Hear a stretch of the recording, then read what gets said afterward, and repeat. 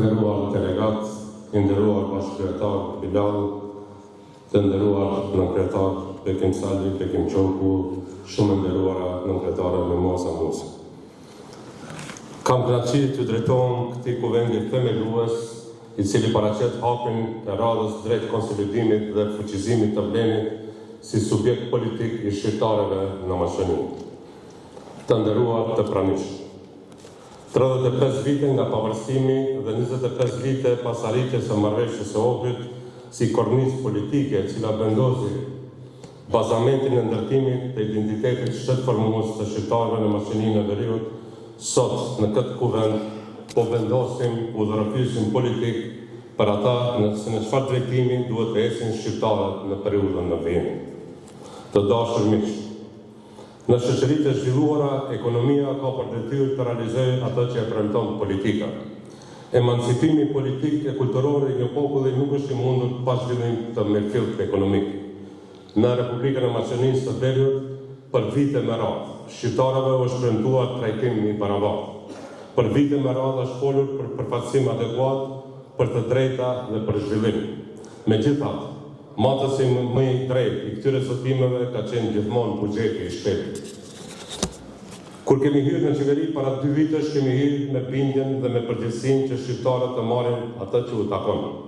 Dhe kjo nuk është thjesht një frazë e së përdorur, sado që tingëllon e tillë, sepse qasja jonë në institucione gjatë këtyre 24 muajve e demanton pohimin e tillë.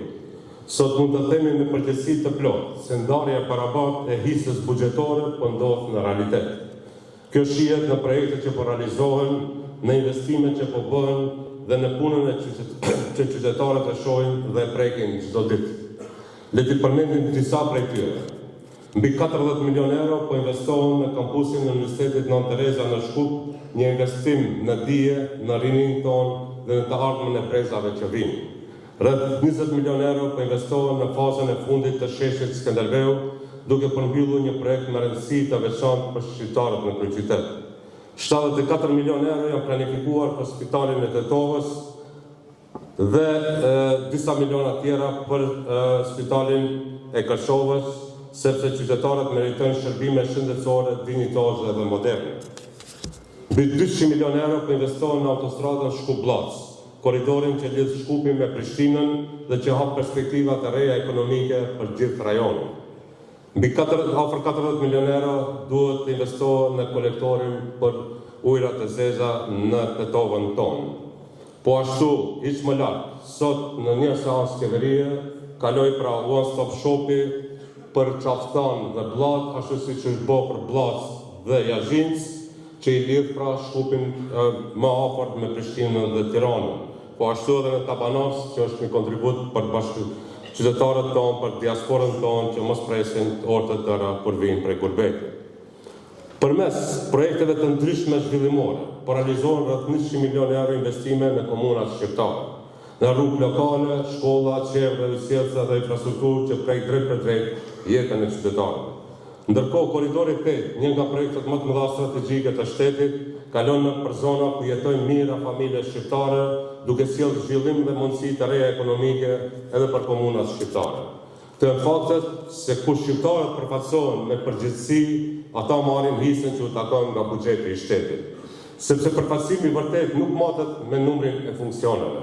Përfaqësimi i vërtet matet me universitetet që ndërtohen, me spitale që modernizohen, me rrugët që lidhin qytetet tona dhe me investime që mbërrin në komunat tona.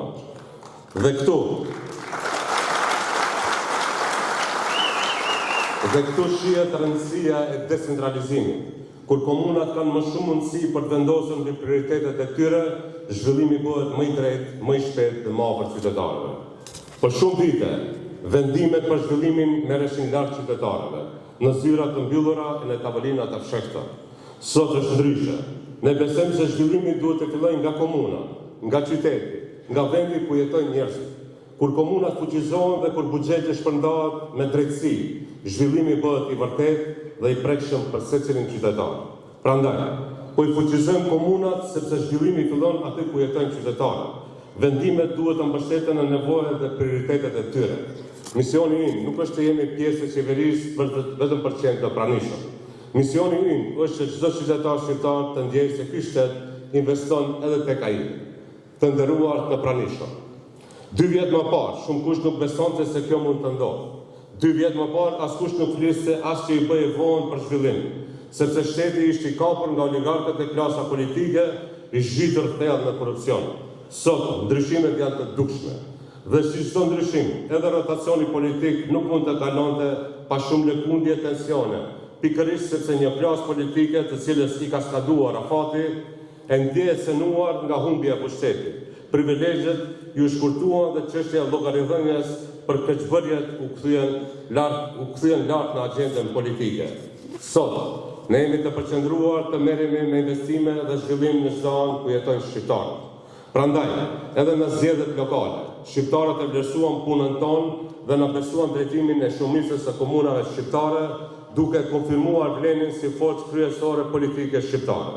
Na votuan jo për më shumë pushtet, por për më shumë përgjegjësi, për më shumë efikasitet, për të vazhduar rrugën që kemi nisur, për të punuar vërtet për shqiptarët, sepse ata e dinin se ne nuk do të pranonim kurrë më pak se sa meritojnë qytetarët tonë. Të nderuar të pranishëm. Këto 2 vjet të vlenit në qeveri kanë dëshmuar se kur shqiptarët janë të bashkuar, kur përfaqësohen me dinjitet dhe kur punojnë me përgjegjësi, rezultatet janë të prekshme dhe shqiptarët marrin hisën reale që u takon nga buxheti i shtetit. Dhe po, ne jemi në shërbim të qytetarëve, në shërbim të shqiptarëve. Dhe pikërisht për këtë arsye kemi këto rezultate. Pikërisht për këtë arsye kemi sjellë investime që për vite me radhë kanë munguar në vendbanimet shqiptare. Ne do të vazhdojmë të punojmë me përkushtim, sepse besimi i qytetarëve fitohet me vepra dhe ruhet me përgjegjësi. Ne jemi këtu, sepse shqiptarët na kanë mandatuar për t'i përfaqësuar me dinjitet. Ne jemi këtu sepse jemi të vendosur që të punojmë për të ndërtuar një shtet inkluziv, të drejtë dhe të barabartë për gjithë. Dhe këtë jemi të vendosur që të arrijmë jo me marrëveshje tinzare, jo me pazare prapa printave, jo me takime kafenesh në orët e vona të mbrëmjes, por në institucione me debate argumente duke u bazuar në fakte dhe nevojat reale tuaja. Prandaj, vlen do vazhdoj të punoj për çdo qytetar që kërkon barazi, zhvillim dhe drejtësi. Ju falenderoj.